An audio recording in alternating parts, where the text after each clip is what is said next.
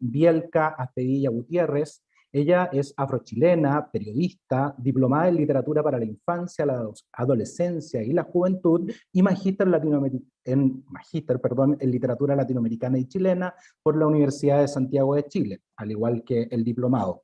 Ha trabajado como encargada de promoción lectora en distintos colegios de la Sociedad de Instrucción Primaria. Sus estudios exploran la representación de la afrodescendencia en la producción cultural chilena del siglo XX y XXI y los recursos decoloniales utilizados en la literatura caribeña contemporánea escrita por mujeres migrantes. Bielka actualmente cursa un doctorado en literatura afrodiaspórica en Howard University en Washington, D.C. El título de la presentación de ella es Un primitivo trozo africano enclavado entre sus hermanos latinoamericanos. Haití como fortalecedor de la idea de raza chilena en la novela Black y Blanc de Jaime Lazo, novela de 1970. También estará con nosotros Lilian Salinas Herrera, nacida en la ciudad de Los Andes, actualmente viviendo en la ciudad de San Felipe. Ella es profesora de inglés de formación y magíster en literatura con mención en literatura inglesa y norteamericana por la Universidad de Playa Ancha. Actualmente es doctoranda en literatura por el programa de doctorado en literatura hispanoamericana contemporánea de la misma casa de estudios. Participa como alumna tesista del proyecto de Fondesit de Iniciación en Investigación 2020, Crisis humanitaria y migración en la novela reciente de África y Latinoamérica, y del Laboratorio de Investigación en Literatura y Culturas del Océano y Catástrofes, coordinado por la doctora Dayana Nascimento dos Santos. En el Centro de Estudios Avanzados, también de la Universidad de Playa Ancha. Su línea de investigación está relacionada con los estudios de literatura afrocentrados, representación de mujeres africanas y afrodescendientes en novelas africanas y afrodescendientes en la diáspora latinoamericana, feminismos negros, estudios de literatura comparada, entre otros. Autora de las publicaciones Representaciones literarias de princesas africanas esclavizadas en la época de la colonia latinoamericana, en dos novelas, Afuera crece un mundo, de Adelaida Fernández Ochoa, y El barco de ébano, de Ricardo Gattini. Representaciones literarias de mujeres afrodescendientes esclavizadas en dos novelas latinoamericanas contemporáneas, una comparación, y Desplazamientos, los imaginarios de la travesía de Jan en Ciudad Berraca, y Obama, de El Metro. Perdón, y me faltó un artículo. Y Memorias y Transformación de Identidad de Lisette en la novela Rosalía Infame, de Evelyn Trujillo. Espero haber dicho bien el apellido, o por lo menos haberme acercado un poco. El título con el que ella nos va a hacer su presentación el día de hoy es Identidades de ébano, los claroscuros de la formación identitaria de Chile en dos novelas contemporáneas.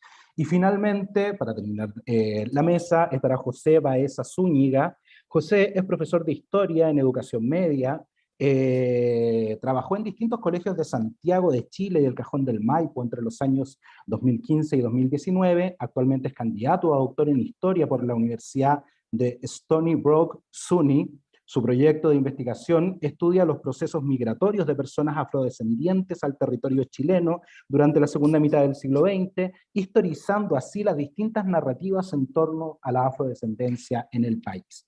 El título de su exposición será Black Power, Cultura Negra y Politización en Chile, 1970-1973. Para contextualizar, ¿cierto?, las biografías, los títulos de las presentaciones, creo que va a estar muy interesante lo que viene a continuación, así que yo enseguida le dejo la palabra a Bielka y le agradezco que esté con nosotros el día de hoy. Muchas gracias, Juvenal, por tu presentación. Tal como dijiste, quiero agradecerle a todos porque hoy día hacen posible que estemos aquí, saludar a Lilian y a José, personas a las que quiero mucho, personas antirracistas, académicos antirracistas.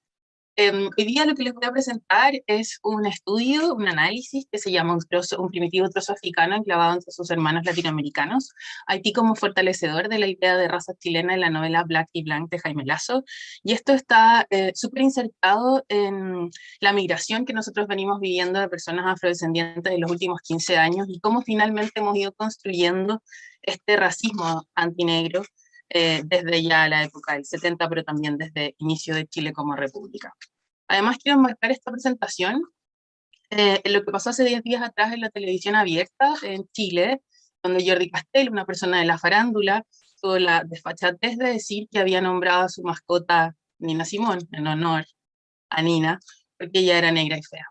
Y por lo tanto, de esa manera asoció la negritud a la fealdad, y en las redes sociales se generó una respuesta diciendo que eso era un acto racista, a lo que Jordi Castell se defendió diciendo que no, que él tenía amigos negros y que había tenido parejas negras también. Y cito esto porque corresponde finalmente a la conformación de la nación, en donde nuestro país, y no solo Jordi Castell, porque esto no es un acto individual, sino un acto colectivo histórico, tiene este racismo incrustado. Y el primer paso para que nosotros podamos construir una sociedad antirracista es aceptar que lo somos. Y empezar a descubrir qué es lo que es, cómo se define, cuáles son mis ideas y prácticas. Entonces comienzo desde allí para enmarcar este trabajo. Este artículo, en verdad, esta presentación, explora cómo precisamente la ficción identitaria nacional, que define a Chile como un país blanco mestizo, influye y estructura este trabajo literario del escritor y diplomático Jaime Lazo, pero también la recepción crítica que se hizo del mismo. Esta novela evidentemente ensambla experiencia personal con ficción y está fundamentada en un sistema de ideas y prácticas racistas y representa esta jerarquía racial que sitúa al personaje chileno como un blanco, humano, civilizado y superior, y a los personajes haitianos como negros, inhumanos, primitivos, animalizados e inferiores. Pero esto último se vuelve bastante problemático porque pese a lo negativo que se le adjudica, lo negro es también deseado, y por ende es el vehículo que permite la transformación del personaje chileno en un hombre blanco europeo. Este que ustedes ven aquí es Jaime Lazo, el escritor y diplomático que trabajó durante 3 años en Haití, desde 1965 hasta 1969, como encargado de negocios, en plena época dictatorial de Papadoc o François Duvalier.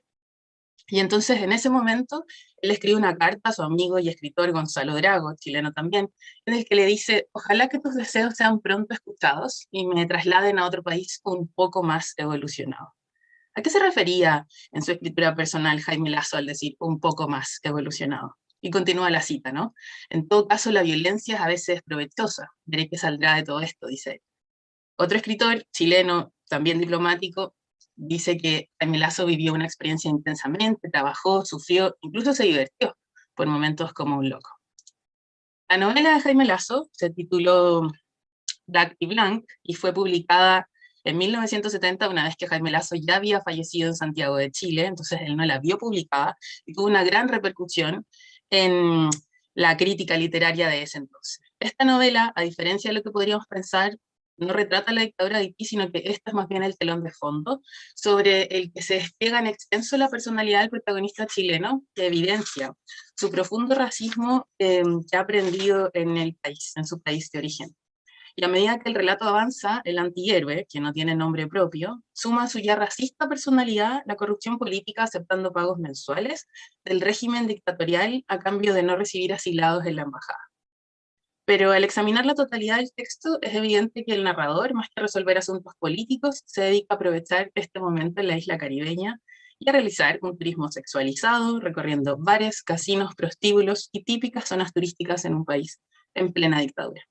Lazo construye así entonces una paradoja en la que coexisten el infierno político y el paraíso turístico, donde el primero pasa a segundo plano. En el entretanto, el antihéroe mantiene un vínculo sexual con la cristiana Mary Rose, con quien tiene una hija y contrae matrimonio. Pero no hay que confundirse, porque si al final el narrador decide quedarse en la isla, no es por estos vínculos, sino porque el Ministerio del Exterior lo destituye de sus funciones, y porque pese a todo, permanecer en la isla le trae ciertos beneficios. Este análisis está sustentado en el ensayo crítico de Toni Morrison que se llama Playing in the Dark, y aunque está escrito en el contexto y para el contexto estadounidense, puede ser fácilmente extrapolado al contexto no solo chileno, sino latinoamericano. Y Toni Morrison, como ustedes están viendo ahí, señala que, al igual que la formación de la nación, necesitó un lenguaje codificado y una restricción intencionada para hacer frente a la deshonestidad racial y a la fragilidad de la moral en su núcleo, también la literatura necesitó de estos mismos códigos y restricciones, como veremos, en la obra escrita por Jaime Lazo en 1970. ya que en ella se evidencia el racismo chileno y lo negro haitiano que se construye allí, contribuye a fortalecer esta identidad nacional chilena de un país blanco, esta raza chilena. Al respecto, la socióloga chilena Josefina Correa Telles sostiene que en nuestro país el racismo está estrechamente ligado a la conformación de la nación y que a finales del siglo XIX y principios del XX se configuró por Nicolás Palacios la raza chilena, que vendría a consolidar este mito de la homogeneidad de la nación. Esta figura cruzaba dos razas biológicamente puras, de carácter patriarcal y guerrero, los godos provenientes de España y los araucanos, más bien dicho, mapuche, que compartían este carácter guerrero, y que pese a todo esto, Chile seguía autopercibiéndose culturalmente como un país europeo. Esto es bien importante porque termina por excluir definitivamente la presencia de la raíz africana en nuestra identidad nacional. Y como el historiador Francisco Encina dice, la eliminación del negro fue un gran bien para la raza chilena. Las manifestaciones intelectuales y morales de sus mestizos no fueron alentadoras. Esto es lo mismo que va a venir a decir Jaime Lazo con esta novela. En palabras de Morrison, entonces, esta es una investigación sobre las formas en que se construye una presencia o persona africana no blanca y los usos imaginativos a los que sirve esta presencia, a la vez que analizo cómo los críticos literarios hacen o no referencia al racismo presente en la novela y a esta idea de la raza chilena. La pregunta de Morrison que guía este artículo es ¿cómo se construye la blancura literaria y la negritud literaria? ¿Y cuál es la consecuencia de esa construcción? Es importante decir que este trabajo está súper enmarcado en lo que han hecho Paulina de Renechea, Montserrat Arre y Lilian Salinas, en donde han estudiado la representación de personajes afrodescendientes y en donde coinciden en cómo se ha hecho esa representación.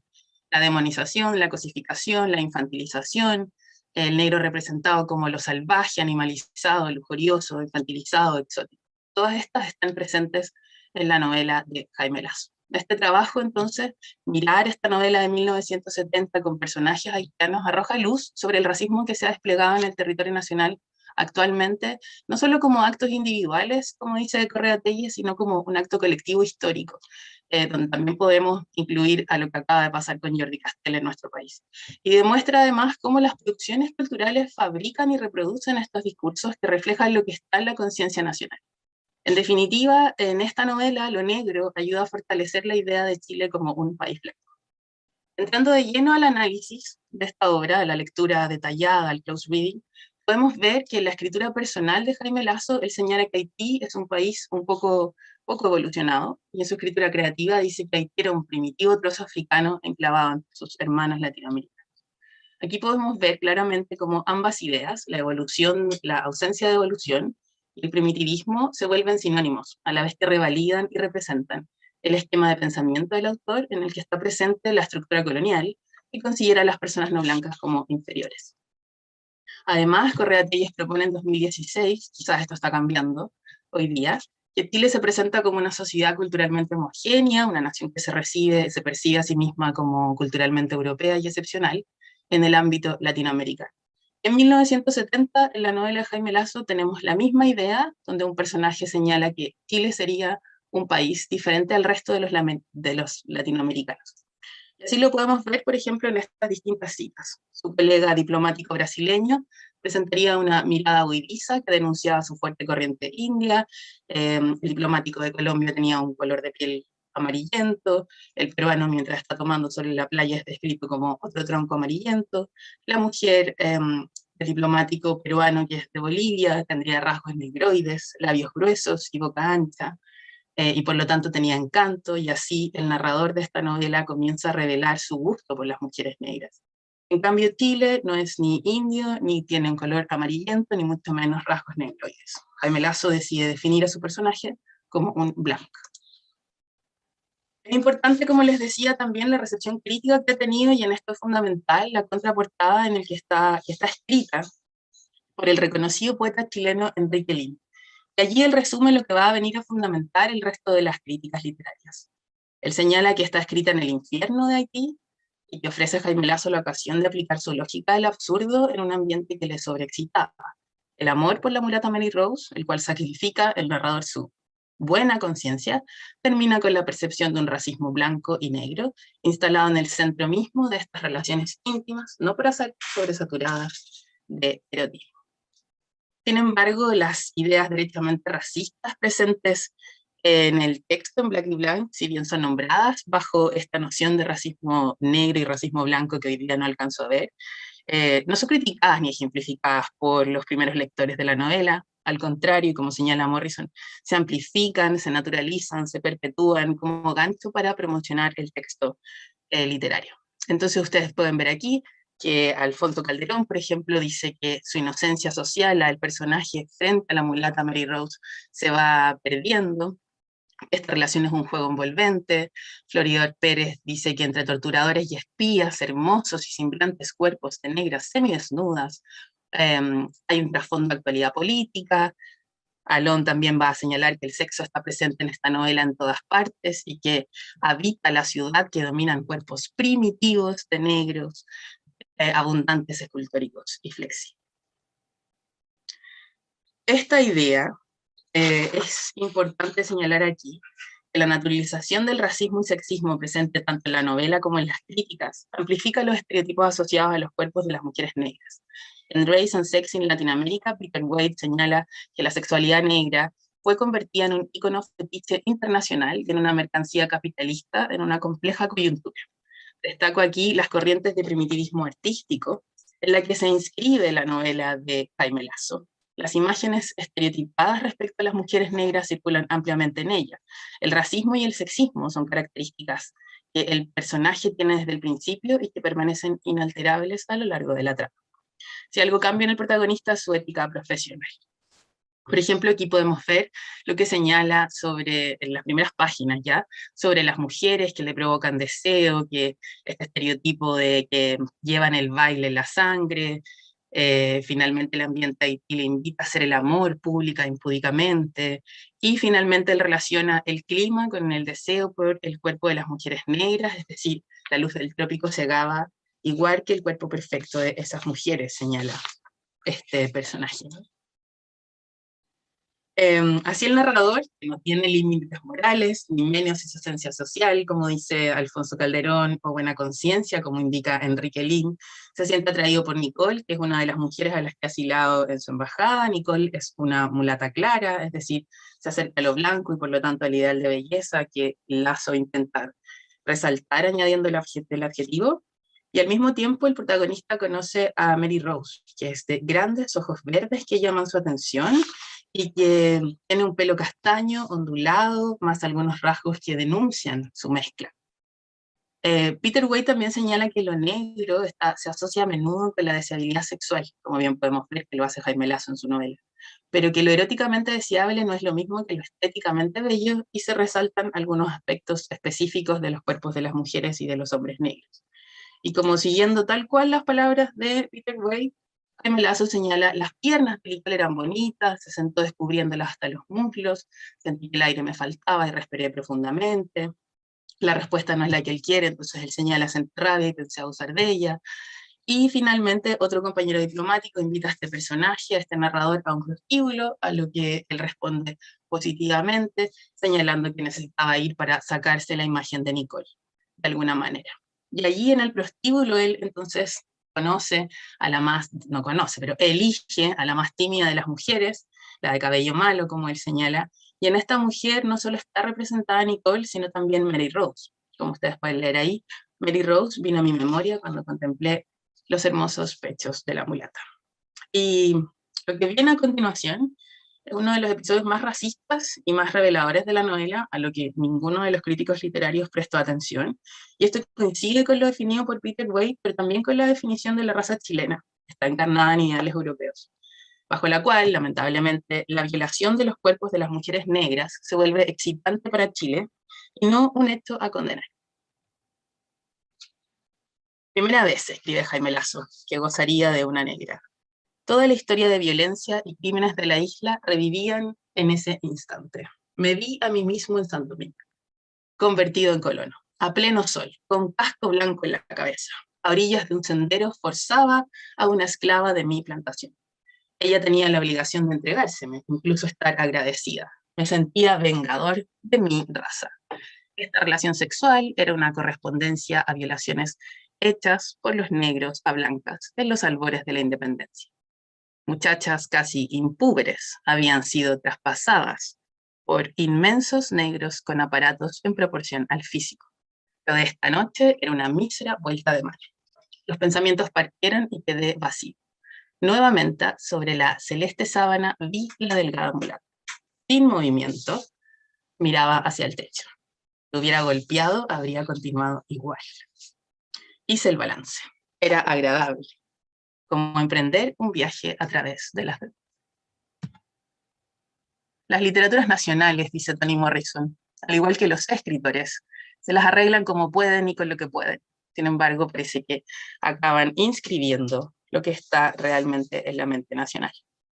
Por lo tanto, siguiendo la idea de Morrison, la fantasía sexual cumplida, en la que lo excitante no es solo poseer o gozar con violencia el cuerpo de la mujer negra, sino imaginar al hombre chileno transformado al fin en un hombre europeo blanco, dueño de una plantación, poderoso e imparable, pudiendo vergar a su raza. Él cree es la europea, pues la victoriosa revolución con la que los y las esclavizadas pudieron obtener la libertad y la independencia en 1804, transformando a Haití en la primera república negra. Lo que hace eyacular al protagonista, entonces, no es el cuerpo de la mujer mulata de pelo malo, que el narrador incluso ha dejado de ver, sino la última imagen de su fantasía, los inmensos aparatos de los hombres negros. Vale destacar que la posibilidad de situarse en el cuerpo del colono europeo solo es posible gracias al cuerpo de las mujeres negras, o como indica al final de este párrafo, el sexo con las mujeres negras como droga, que le permite no solo alcanzar el orgasmo, sino también la fantasía identitaria de la sociedad chilena, y como indica Correa Telles, comillas, se basa en un ideal de blancura encarnado en la figura del hombre blanco europeo. Es en Haití, entonces, un país con población mayoritariamente negra, que la identidad chilena se vuelve realmente blanca. La posibilidad, de reencarnarse en el cuerpo del hombre blanco se replica otra vez cuando él tiene sexo por primera vez con Mary Rose, en la que señala el tiempo se había detenido en otros siglos, abajo resonaban tambores, casi a rastras la llevé al interior, solo deseaba penetrarme, introducirme a través suyo en esta isla. Llama la atención, ¿no?, con estos párrafos que los críticos de la época no hayan querido referirse a eso, o que no lo hayan visto, naturalizaron simplemente el racismo. Respecto a los hombres negros, el estereotipo sobre los inmensos aparatos también se reitera en uno de los tantos paseos turísticos por el interior del país.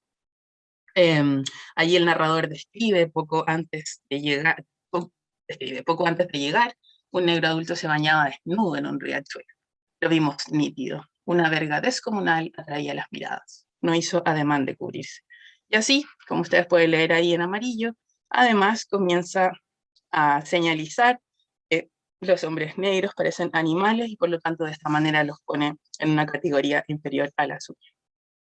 Al final del texto, cuando el antihéroe acepta la corrupción política y es destituido de su cargo por el Ministerio de Relaciones Exteriores, intenta distanciarse todo de lo que puede, de lo que en su lógica lo ha causado, que por supuesto es lo negro, ¿no? Esto que representa en la novela lo primitivo, lo incivilizado, lo salvaje, para confirmar que él, desde su chilenidad, está lejos de esas definiciones. Y entonces aquí podemos ver que el narrador señala que durante el último tiempo no observaba diferencias de colores en los rostros que veía a diario. Hasta Dorceus para mí ya no era negro, o más bien dicho, al mirarme al espejo comprendía de que yo no lo era, aunque con el sol mi cara fuera tomando un matiz tostado, que no se diferenciaba grandemente del de Mary Rose. Es interesante porque aquí por primera vez el personaje ha empezado a cuestionarse su blancura, pero de todas formas se define como un no negro. Si ya no es un blanco, por lo menos aquí sigue siendo un no negro. Entonces, para el narrador que posee este color que se asemeja al mulato claro, es necesario buscar, crear o al menos nombrar una diferencia que lo separe de lo negro, de lo africano, de lo primitivo, y debido a que el color de su piel delata o denuncia la mezcla con algo que no es blanco, recurre a los rasgos faciales o a los rasgos negroides, como él los llama, para diferenciarse. Son los labios, la nariz, los pómulos los que según el antihéroe definen la raza de las personas y lo sitúan a él como un blanco, al menos si no como a uno negro. Estos rasgos son precisamente aquellos que utiliza para sugerir la anormalidad de los hombres negros. Entonces, al final, él desea culpar finalmente a Mary Rose, señalando que cuando la miró le parece ver por primera vez sus rasgos negroides, la nariz aunque rasgada un poco ancha, los pómulos salientes completaban las características, y para culparla definitivamente señala que recuerda lo que otro personaje blanco le dice, y que es que basta que las personas negras toquen las cosas para volverlas pegajosas. Al hacerlo fortalece la ficción de la conformación de la nación chilena, y él se sitúa como un blanco que se contamina, que se ensucia, que se contagia con esto negro, que no es solo lo primitivo y lo africano, sino también, recordemos, lo sexualmente deseable, como lo muestra al declarar que aborrece ahora los rasgos negros de Mary Rose. Entonces dice, los rasgos que al comienzo me atraían, ahora me molestaban, pero esto no es ningún impedimento porque el personaje sigue sintiendo frenéticos deseos sexuales. Y ya para cerrar, porque me queda bastante tiempo, creo, recurriendo a la segunda mitad del siglo XX, aunque nos cuesta pensar que hay personajes afrodescendientes, los tenemos. En esta novela me parece muy importante porque están representando a la sociedad haitiana con la que hoy día nosotros convivimos como país, y esta representación es absolutamente racista. Está escrita no solo por un escritor, sino también por un diplomático que trabajó allí durante 4 años, y podemos vislumbrar cómo sus ideas personales, que pertenecen y que vienen desde una idea colectiva histórica, fueron traspasadas a la ficción, como les he mostrado, y cómo finalmente los críticos literarios fallaron este explícito racismo que tiene la novela. La novela de Jaime Lazo, entonces, y su recepción crítica se vuelven documentos culturales que perpetúan las ideas y prácticas racistas que se han desplegado en Chile con la llegada de migrantes afrodescendientes, específicamente con la presencia de haitianos en los últimos 15 años, y es a través de ellas que, además de posicionar al narrador como un sujeto blanco, se perpetúan los estereotipos asociados a hombres y mujeres negras. Esta novela contribuyó a perpetuar la idea de Chile como este país blanco, y estas ideas y prácticas racistas que hoy se replican, ya no en la ficción, sino en la realidad. La literatura, entonces, como herramienta para fortalecer discursos racistas y colonizadores y develar su contenido, estudiarlas, contribuye a una educación antirracista en la que, como decía al principio, el primer paso es reconocerse como tal, empezar a desmantelar estas ideas y prácticas racistas que nos componen a nosotros mismos, pero también como sociedad. Muchas gracias.